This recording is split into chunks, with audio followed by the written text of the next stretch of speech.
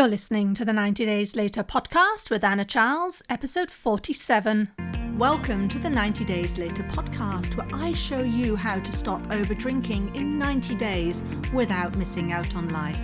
If you're not an alcoholic, but fed up with saying yes to a drink when you mean to say no, you're in the right place. Hi all, welcome back to the podcast.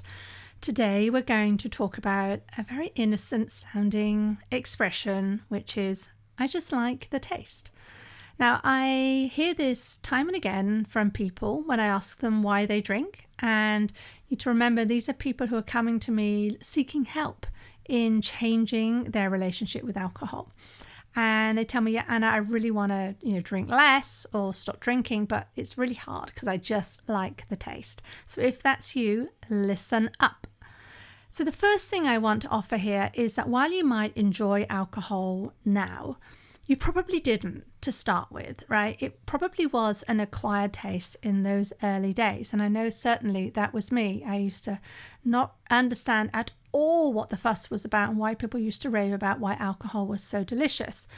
Recognizing this factor, that you didn't innately love alcohol and that you actually had to work to acquire a taste for it, is going to impact your ability to change the habit. And this is really super important for those of you out there who identify with loving drinking or loving a certain drink. Right? That was certainly me back in the day, me and French Chablis, match made in heaven, I used to think. Or if you've ever had thoughts like, I only drink the good stuff, right? It's even more important for you to understand why you acquired a taste for it if you want to start going about changing your relationship with your drinking. Because we go around saying things like, well, I've always loved it. And yet we don't question these thoughts. But going around saying things like this is only going to make it harder for you to make changes. Because it's almost as though you're going to have to battle with yourself, right? That you tell yourself you just like the taste, but you don't want to think that you really like the taste because you know that's holding you back. So one way of thinking about this is really to step back and say alcohol is not evil. It really isn't. It's just liquid. It's just something you drink, right? And you like it. The reason you like it is because you taught yourself to like it. That's why it's an acquired taste. There was some learning involved. Now, whether you did that consciously with intent, or whether it just snuck up on you because you did it enough, you drank enough that you've just acquired the taste, is really kind of irrelevant. The key point here is that you acquired the taste through repeated exposure. Through repeated exposure to alcohol, by drinking and drinking and drinking over the months and over the years, that's how you acquired your taste. Now, not all tastes are created equal. Right? So we talk about alcohol as being an acquired taste, and perhaps you can think of other things in your life similar. I mean, for me, it was olives. I often talk about going to parties and there would be wine and there would be olives, and I didn't much care for olives, but I would get hungry. So I pretty much just decided I was going to like olives, and the way I managed to do that was through repeated exposure. Now, I did that with intent, and obviously olives are not the same as alcohol, but it's another way to show that that was not an innate taste I had. I didn't innately like olives, and yet I managed to acquire a taste for them. So let's pause for a moment and look at what an innate taste is. These are things that just taste good from the outset, right? From the very first sip or the very first bite, or whatever it is, whatever the experience is, you just enjoy it. And when it comes to consuming things, typically sweet things are what we innately like. And this is all to do with survival, right? It's back to that survival instinct that we have, that our brains are run by. And there is research that's been done on how babies actually prefer sweet things. And any of you parents out there may relate to this. I know I certainly remember when my children were young, they always preferred the sweet things, right? So we puree up the fruit and we puree up the vegetables, and they always preferred things like the apple and the pear, and actually carrots as well, although of course carrots are typically quite sweet. And so we move towards sweet. This is inbuilt for survival because it's to do with energy, that we see we're going to get energy for it. And of course, energy is relevant and needed for survival. So it's no wonder that when teenagers first start drinking, they tend to drink sickly sweet things. I remember I used to drink lager, but with a splash of lime in it, or shandy. Right? Shandy was the other way, lager. So some beer with lemonade, or cider from the country. Cider was a big one, and it's really quite sweet. So that explains almost like the act of drinking, right? And why we tend to veer towards those sweeter drinks when we first start, because other alcohols can taste rather bitter. But there's so much more involved than just the sweetness that's going on. It's more about what the brain is learning when you drink something. Now, if all the brain was learning was that it doesn't taste good, that, you almost gagged maybe because it was a little bit bitter, or you burned your throat, some of those, I remember vodka tasting quite abrasive rather on my throat. Right, if it really had all those negative consequences because you're learning, right, because it takes time to learn to like the taste, there would be no reason to repeat the experience. But the brain isn't just learning about this, right? The brain is also learning what it means to be someone who drinks or doesn't drink in our society. It's learning how you fit in with all of that. It's learning how you react when you drink. How if you tend to be a shy person, you're going to probably feel more confident around other people if you've had a couple of drinks. How you might just be able to switch off after a tough day, right, if you have some drinks. The brain's learning how it feels for you to reward yourself. And it's that sense of reward that's really so critical. It's the thing that keeps you drinking. So those are all the things that the brain is learning, and basically means that you continue to repeat the initial experience. But why did you want to acquire a taste for drinking in the first place, right? Let's step even further back. Because if you didn't want to, you wouldn't have done it, right? Simple as that. You would have said, no, thank you very much, and you'd have been done with it. If you look at this, actually, there are many things in your life that you've eaten or tried and said, nope, right, that's not for me. I'm not going to give it another go. So, for me, it's been going on a roller coaster. Done it a couple of times. Not for me. Thank you very much. Ice cream. Now, ice cream is something people absolutely tend to love. I really just don't see the point of ice cream. It just, to me, there's nothing about it apart from empty calories. It's really easy to not eat it, right? And so I don't continue, because I don't get any reward from eating. I don't see any reward. I don't continue to repeat the experience. Another thing is praline chocolates. I really can't stand, especially the more expensive, the less I like them. Yeah, I'm a very cheap date on that. So why is this, right? Well, it's actually really simple. When you think about alcohol, the more you drink, the more you learned to like the perceived benefits. So the taste that isn't innate, that isn't enjoyable, starts to become more enjoyable because of the perceived benefits, right?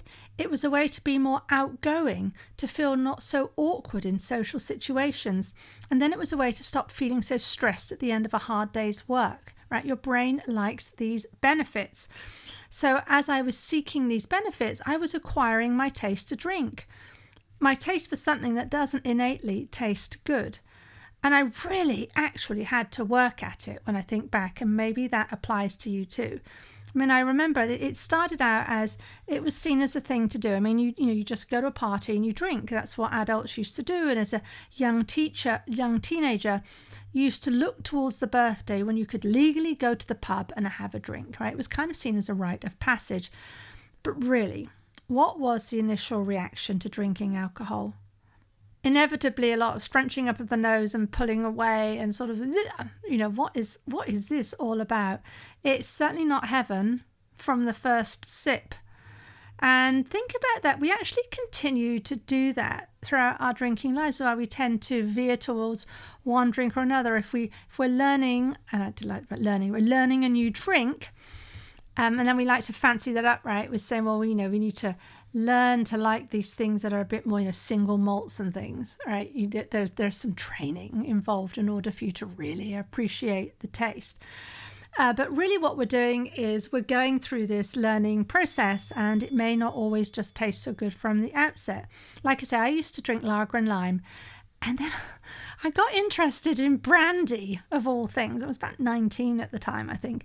I used to really try to like brandy, and I use the word try advisedly, right? There was something about it, the ritual. I loved the glass, I loved the warming it up. I used to hang out with a family, and the older members of the family used to drink brandy, and they would do this whole thing, swilling the brandy round the glass bowl, and it was just, And I was young at the time, and I felt so sophisticated when I joined in with this.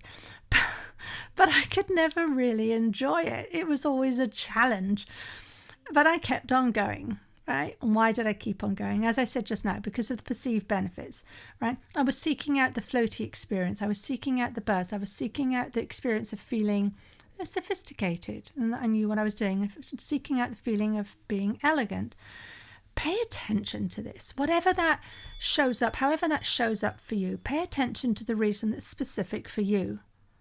Because if you want to stop drinking, or you want to drink less, you're going to need to, or any way of changing your relationship with alcohol, you're going to need to understand why it was that you acquired the taste for drinking in the first place, right? Why did you put in the work? Probably was work. Why did you put in the effort? And in this, I just want to segue here a little to say that your words matter, right? You're going to need to stop saying, oh, I just love to drink. I just always have. Hold yourself to account on this, right?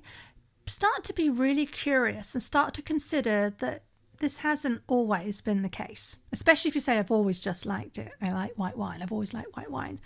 No, you didn't, most likely. I can't speak for everybody, but most likely, because it was not an innate taste that you have. It was something you probably learned through some kind of gateway drink, right? As I said earlier, something sweet, or maybe it was through some social situation you were in, and you felt that, the drink aided your interaction with that social situation. Well, take yourself back there. What was it? Why was it worth it to you to acquire the taste of something that initially could make you wrinkle your nose, that initially you couldn't stand? What was in it for you? Do you even know? Now, you may want to pause this podcast and just really quiz yourself. And of course, if you're driving or you're jogging, probably isn't possible, probably not a good idea. But really take yourself back there and try and figure out what was it about, what were you seeking that you found was a benefit that you were getting from alcohol. So important. Until you understand that, you're not going to be able to understand how alcohol is helping you now.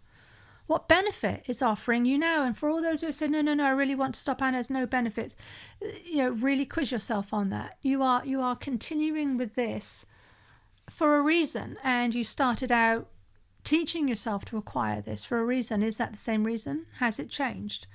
Right? And until you know this, you're going to stay in this place of, I just really like wine. Right? That's going to be your story ad infinitum. And this is where I see so many people get frustrated, and it's actually where I was stuck for so long. I would say, I just really like French Chablis, right? Like it was a fact you could read in an encyclopedia. And I would buy it Chablis like I bought potatoes. It was just part of, the weekly shop. It was just part of what I consumed. It was so habitualized, and I didn't ever really question why. And really, when I started to do that, that's when everything started to shift. So until you start asking yourself these questions, you're not going to get to the root of the matter as to why it was that you wanted to acquire that taste and how it is that you went about doing that. So really just be curious with yourself. Please don't get frustrated or judge yourself, or why on earth was I so silly? Why did I do that? None of that. Just be really inquisitive, because when you can start to answer these questions, you can start to understand why it was important for you to develop this relationship, why it was important for you to acquire this taste, and what you believe the perceived benefits were, and if you still agree with those perceived benefits today, deep down. Like, even if you maybe wouldn't admit it, right? That you do like it in social situations because you are painfully shy, right? You might not want to admit that to colleagues in the office who see you as this gregarious, outgoing person, but you can admit it to yourself. And the follow-on reason why this is really important is that if you don't learn, so you need to understand what you're getting, what perceived benefits you're getting from the alcohol, so that you can then learn to get those perceived benefits elsewhere in your life and not wine. Because if you try to stop drinking or even just cut back, right, even try and moderate, without understanding this piece of the puzzle, without understanding what it is you're getting from the alcohol, the perceived benefit, and I use the word perceived there advisedly, you're always going to feel like you're missing out. And this is why so many people who start to cut back their drinking find themselves nibbling snacks more, or maybe going shopping, right? They're basically just replacing alcohol with something else because they're missing the reward. They're missing the whatever it is, that perceived benefit that they had attributed to the wine. They're trying to get a new reward. They're trying to replace the reward. So really be curious with yourself on this front. Why is it that you wanted to acquire a taste for alcohol? How did you go about doing it? And what are you telling yourself about your taste for alcohol now? What words are you using? What are you telling yourself about your relationship with alcohol now and why you continue to drink? This is going to be so important for you to really start to look at the habit from a different light. It's fascinating. Now, this is something I've actually been doing throughout October. I've been going live on the 90 Days Later Facebook page and on my 90dayslater.co Instagram page. I've been taking a different look at things we just say about alcohol, right? I've been framing it as reasons to be cheerful, because when we think about giving up alcohol, we think everything's going to be so dreary. And yet, if we flip the argument and look at what we're gaining, it's quite fascinating and amazing. So that's my podcast over for this week. But if you want to spend some time exploring how what I've been saying today applies directly and specifically in your life so that you can start changing your relationship with alcohol, well, let's chat. You know who you are. You know you deserve this, right? We're moving into the party season ahead. We've got Halloween coming up, and for my American friends, Thanksgiving, and then we have Christmas and New Year and so on. And this is a really, really fabulous time to start to reevaluate and take action towards changing your drinking. If this is something you have been worrying about, it really is time to start living and stop worrying what's in your glass. You can book a call with me by going to 90dayslater.co, and at the top of the page there's a big blue button, book a call. Go ahead and do that. Otherwise, if you love my podcast, if they're making sense and you're making progress, please share them with a friend, and please give me a 5-star review on whichever podcast platform you use, because that will help other people get this help too, because my podcast I see is my free offering. I want to help as many people as possible. I couldn't help all the people who listen to this in my one-on-one calendar, even if we all agreed we wanted to do that. So as the wider reach I get through this, the better. Okay, that's it for this week, and I'll see you next time. If you like what you're learning in the podcast and you want to take the work further and achieve total freedom around alcohol, let's talk. I help my clients stop reaching for that first glass of wine the moment 6 p.m. rolls around, and they don't miss out on life. And we do it in 90 days. The effect is permanent. Email me for more information on anna@90dayslater.co. And if you did enjoy the show, I'd really appreciate if you'd leave a rating and review to help others find the 90 Days Later podcast.